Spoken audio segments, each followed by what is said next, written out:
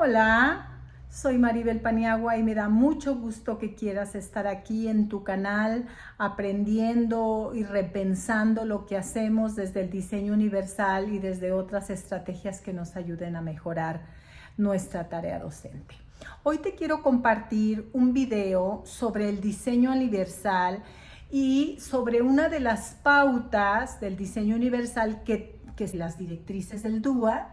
Esta pauta se llama diseñar opciones para la capacidad emocional. Es una pauta que a mí me parece que es muy hermosa y que es una tarea que tendríamos que hacer todos los maestros y todas las maestras y todas las familias con los niños y las niñas y los jóvenes y las jóvenes y los estudiantes universitarios, por supuesto. Hoy vamos a trabajar uno de los elementos de esa pauta que se llaman consideraciones, que tiene que ver con cómo reconocemos y enseñamos a los niños a reconocer expectativas, creencias y motivaciones. De eso se trata esta consideración. Recuerda que antes se llamaban puntos de verificación y hoy son consideraciones porque nos invitan a considerar y a reflexionar sobre estos aspectos. Con este video empezamos una serie de estrategias de DUA para impulsar el desarrollo de las funciones ejecutivas. Si te perdiste el video sobre DUA y funciones ejecutivas, te invito a verlo y a seguirnos en las transmisiones, en estas cápsulas que tienen que ver con las funciones ejecutivas que están en la base del diseño universal en estas directrices 3.0. Entonces, bueno, vayamos a ello. Estas funciones ejecutivas se trasladan a esta prioridad que es cómo diseñar opciones para la capacidad ejecutiva. Entonces, bueno, lo primero que nos dice esta consideración es que tenemos que trabajar para gestionar la ansiedad y la respuesta a los desafíos en el aula. Hoy todos sabemos que la ansiedad está en todos los contextos y para todas las edades. Y entonces, si desde la escuela enseñamos a gestionar la ansiedad, pues tendremos alumnos más sanos, más felices y más comprometidos con la tarea, que con esta a lo vertical, con el principio que tienen que ver todas las acciones que veremos hoy, son con el compromiso en la tarea. Entonces, bueno, aquí te voy a ir poniendo unos mapas conceptuales para que vayas localizando cada una de las estrategias que te estoy compartiendo y te apoyen visualmente como lo propone esta pauta. Lo primero que tenemos es establecer rutinas previsibles, y estas rutinas previsibles ayudan a los alumnos a saber de qué se trata la sesión, de qué se trata tu clase o de qué se trata el proyecto cada vez que lo abordamos. Y es dedicar los primeros minutos de cada clase a repasar el plan del día, qué vamos a trabajar hoy, qué vamos a aprender hoy, y de preferencia utilizando un esquema visual como este que estás viendo aquí, que te va a ayudar a ti a recordar la información sobre estas estrategias para hacer frente a la gestión de la ansiedad y al desafío en el aula. Entonces, esto da a los estudiantes una sensación de control y reduce la ansiedad por lo desconocido.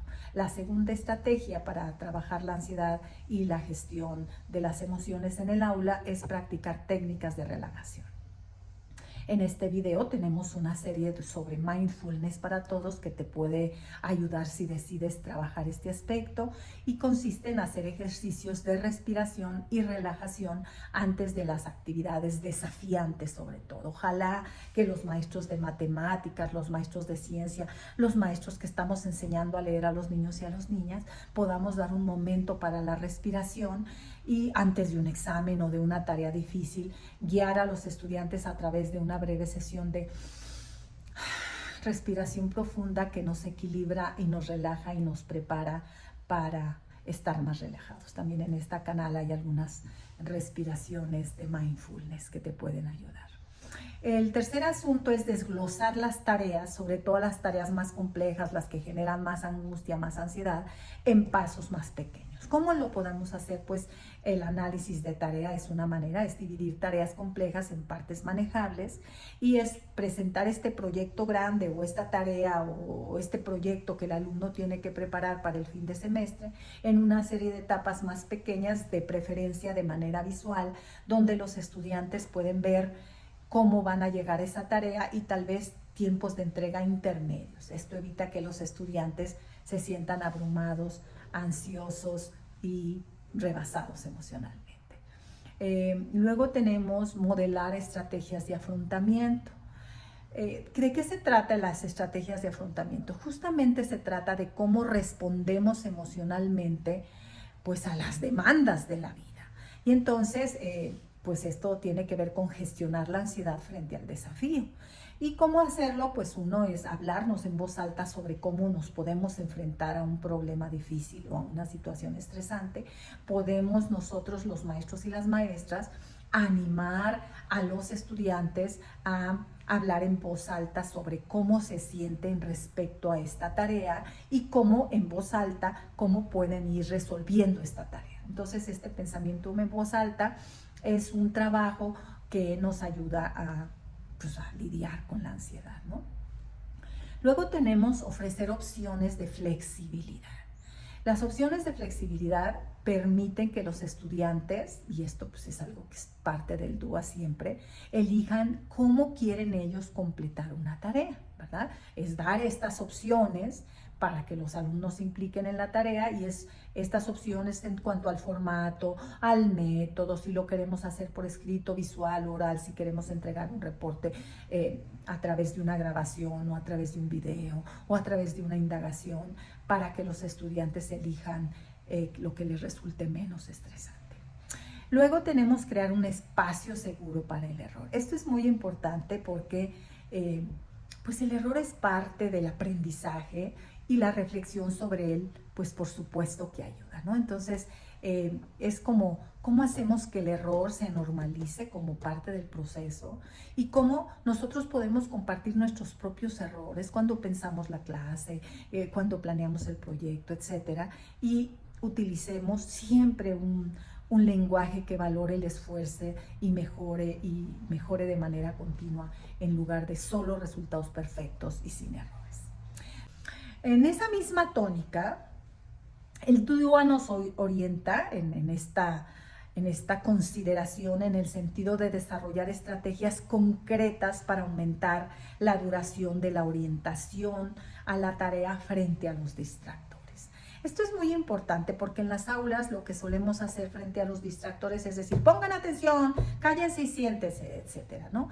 Pero la idea es que estas estrategias te ayuden a hacerlo de una manera más congruente con el desarrollo de las funciones ejecutivas. Y la primera idea que te quiero compartir es implementar pausas programadas. ¿Qué son las pausas programadas? Son pausas breves que se hacen durante actividades prolongadas o que tienen mucha demanda de concentración y entonces podemos dar una pauta de 3 a 5 minutos para pararnos, estirarnos, movernos, respirar, hacer una pausa relajante y esto nos ayuda a refrescar la concentración. A nivel de las neurociencias se nos ha dicho que un descanso siempre ayuda a que nuestra mente funcione mejor. Luego desglosar las metas claras en metas más pequeñas y en metas a corto plazo. Entonces, en esto lo que hacemos es los objetivos específicos, hacerlos más manejables, dividiendo una actividad en pasos pequeños y claros con tiempos definidos. Por ejemplo, trabaja en el primer párrafo de este texto durante los 10 minutos. Esto mantiene a los estudiantes enfocados. A los 10 minutos te voy a dar una siguiente consigna y entonces los estudiantes no se tienen que preocupar, lee todo el texto, saca un resumen, sino lee el texto y ahorita yo te voy a decir qué vamos a hacer con este primer párrafo. Luego, el uso de recordatorios visuales. Estos recordatorios visuales pueden estar en el pizarrón o podemos usar tarjetas con palabras clave o un pequeño icono como un foquito que nos diga, este es el momento de pensar nuevas ideas, este es el momento de escribir, etcétera, ¿no? Entonces, con esto los alumnos pueden mantenerse enfocados, podemos usar un semáforo, que ya en alguno de los videos que están aquí de los libros que les hemos compartido, en el de Gardner, en el texto de Gardner sobre colegas que respiran, hay a la última parte del texto se trata del semáforo y que es una experiencia comprobada para indicar el tiempo de trabajo, el naranja para decir ya mero se te termina el tiempo y el rojo para decir fuera de tiempo, vamos dejando esa tarea. Esto ayuda enormemente a los alumnos con trastorno del espectro autista y con TDAH y por supuesto a todos los de los alumnos. En la técnica del cronómetro, pues esto es temporalizar las tareas. Con los niños muy pequeños de presco se puede hacer con unos relojes de arena que van permitiendo visualizar cuánto tiempo nos queda, o con un reloj grandote en el que los niños puedan ir viendo. Pues se puede configurar un cronómetro que esté visible o un temporizador, y esto crea un sentido de urgencia y enfoque, ayudando a los estudiantes a completar la tarea en el tiempo asignado. Ofrecer refuerzos positivos siempre ayuda, dar elogios verbales, poner puntos o pequeñas recompensas cada vez que un estudiante completa una parte de la meta y mantiene la concentración, y esto pues nos estimula a todos, ¿no? Yo creo que todos hemos estado en programas de aprendizaje en el que nos dan una estrella, una insignia por completar una tarea, y nosotros queremos juntar más insignias. Pues todos los estudiantes, esto es gamificar el aprendizaje. Luego tenemos utilizar técnicas de automonitoreo. Pues el automonitoreo sabemos que es una función ejecutiva, y esto pues es enseñar a los estudiantes a autoevaluar su enfoque, proporcionando por ejemplo listas de verificación donde los estudiantes marquen cada vez que sienten que se distraen. Al final de la sesión reflexionan sobre sus niveles de concentración y establecen metas para mejorar. Luego tenemos crear un ambiente de trabajo estructurado, que esto es organizar el aula para minimizar los distractores, y entonces pues es disponer las mesas de manera que los estudiantes tengan menos contacto hacia afuera, miren menos hacia afuera, o menos contacto entre ellos. Esto dependerá de la tarea, y pues mantener las áreas de trabajo libres de distractores, que los alumnos guarden aquellos materiales que no están usando, etcétera. Y bueno, pues la última ya la trabajamos en el aspecto anterior de la ansiedad, pero tiene que ver con estrategias de atención plena y de mindfulness, y estos ejercicios breves pues están recomendados para ti maestro, para ti maestra, para ti directora, director. Ojalá que queramos dar un toque durante la mañana para que hagamos mindfulness. Por aquí en la lista de difusión de mindfulness vienen más sugerencias al respecto. Bueno, el siguiente elemento, también en este mismo apartado, es elevar la frecuencia de la autorreflexión, y esto tiene que ver con el automonitoreo, la autorregulación emocional y la metacognición. Y en este siguiente elemento, que tiene que ver con esta frecuencia de la autorreflexión, te voy a compartir algunas estrategias que pueden serte útiles. Están los diarios de reflexión o diarios que pueden ser semanales. Podemos tener una libreta de aula donde los chicos vayan anotando al final de la clase. Podemos ir rolando el diario, o cada alumno puede tener su propio diario. Eso dependerá del nivel de capacidad de reflexión de tu grupo, y podemos anotar qué aprendimos durante la jornada, cómo lo aprendimos y cómo nos sentimos durante las actividades. Recordemos que estamos en una pauta que tiene que ver con la capacidad emocional, y ahorita estamos trabajando el reconocimiento de nuestras expectativas, nuestras creencias y nuestras motivaciones. Entonces no perdamos de vista que se trata de eso, ¿verdad? Entonces la siguiente estrategia que vamos a trabajar aquí, además de los diarios, son las preguntas guiadas. Los maestros y las maestras tenemos que ser expertos en hacer preguntas, y también en dejar que los estudiantes hagan preguntas. Y entonces estas preguntas para guiar la reflexión se pueden hacer al final de las actividades o del proyecto o de una tarea, y entonces les podemos preguntar: ¿qué fue más fácil de la tarea? ¿Qué fue lo más difícil? ¿Por qué te pareció más fácil o más difícil? ¿Cómo podemos mejorar la próxima vez nuestro desempeño en esta tarea? ¿Cómo aprendí del error? Y esto pues nos estructura a todos en la reflexión y nos hace más enfocados. Tiene también que ver con formar la autoevaluación, y esto es estas reflexiones y autoevaluaciones al final de cada unidad de proyecto. Podemos dar a los estudiantes una rúbrica o una lista de verificación para que evalúen su propio desempeño en diferentes áreas. Por ejemplo, participación, calidad de las participaciones, trabajo, esfuerzo, participación en el equipo, búsqueda innovadora o divergente de ideas. Ya dependerá de nuestra clase y del contenido de nuestra clase lo que podemos ir evaluando. Luego podemos hacer algunas rondas de reflexión que tienen que ver con esto mismo. Luego nos ayudan los portafolios de aprendizaje. El portafolio es una estrategia maravillosa que ayuda a los y las estudiantes a ir viendo su progreso en un proyecto o en un trimestre o en un ciclo escolar. Tenemos portafolios de trabajo donde el alumno puede ir guardando sus mejores trabajos, el trabajo que le costó mayor esfuerzo y que le hizo crecer y evolucionar cognitivamente o en algún sentido, y los portafolios de evaluación que tienen justamente la finalidad de que evaluemos aquellos aspectos que acordamos con los alumnos trabajar al inicio del ciclo. Y reflexiones post-examen que nos ayudan a saber cómo nos fue, ¿no? Podemos tener círculos de reflexión individualizada que se realizan por reuniones individuales de reflexión con los estudiantes.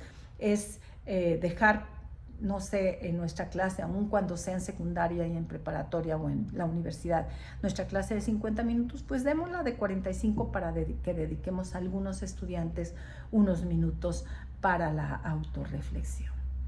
Bueno, luego esta pauta nos dice, dentro de la primera consideración, que proporcionemos entrenadores, mentores o agentes que modelen el proceso de establecer metas personalmente apropiadas que tengan en cuenta las fortalezas y las debilidades. Entonces, podemos hacer programas de mentoría entre pares o coaching individual, o llevar modelos a seguir que pueden ser padres o profesionales o gente que está en aquello de lo que se trata nuestra asignatura.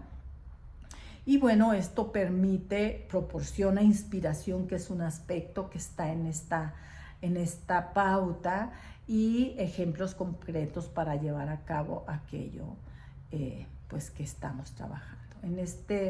En esta consideración también están apoyar actividades que fomenten la autorreflexión y la valoración de las propias fortalezas para desarrollar la confianza, y aquí tenemos actividades de autoevaluación de fortalezas, sesiones de retroalimentación positiva donde solo demos lo positivo, un álbum de fortalezas, en nuestro diario del grupo podemos tener un apartadito de desafíos grupales, y luego podemos tener ejemplos inspiradores. Las biografías sirven muchísimo como ejemplos inspiradores, videos o lecturas que nos ayuden a descubrir nuestras fortalezas personales y las que ponemos en juego aquí en el aula.